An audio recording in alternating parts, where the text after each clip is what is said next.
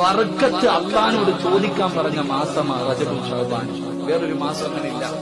അല്ലാഹുമ്മ ബാരിക് ലനാ ഫീ റജബിൻ വ ശഅബാൻ. അള്ളാനോട് ബർക്കത്ത് ചോദിക്കാൻ പറഞ്ഞു. ആരാ ചോദിക്കണേ? ആരാ ബർക്കത്ത് ചോദിക്കാ? ഏതോ 2 നില വീടുണ്ടോ ഇന്ന് ദുനിയാവിൽ ഈ ഭൂമിയിൽ ഇല്ലാത്ത ഒരു സാധനമേ ഉള്ളൂ. എല്ലാ 2 നില വീടുണ്ട്, കിടന്ന ഉറക്കം വരുന്നില്ല. ലക്ഷങ്ങൾ കൊടുത്ത് വീട് കെട്ടിയിട്ടിട്ടുണ്ട്, കിടന്ന ഉറക്കം വരുന്നില്ല.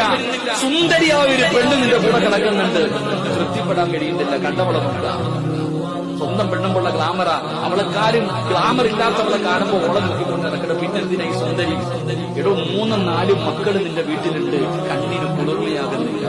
മട്ടൻ മന്തി മേടിച്ച് തിന്നാനുള്ള പൈസ ഉണ്ട്, തിന്നിട്ട് വയറ് നിറയുന്നില്ല. ഒന്നും നിനക്കില്ല. AC റൂമിനകത്ത്, ഡബിൾ കോട്ട് കട്ടിലിനകത്ത് കളർ ലൈറ്റുകൾ വെച്ചിട്ട് കിടന്നുറങ്ങും. എന്നിട്ട് സമാധാനമില്ല. ലോകത്തില്ലാത്ത സാധനം സമാധാനമാണോ? ഇത് പൈസ കൊടുത്ത് വാങ്ങാൻ പറ്റുന്നതല്ല.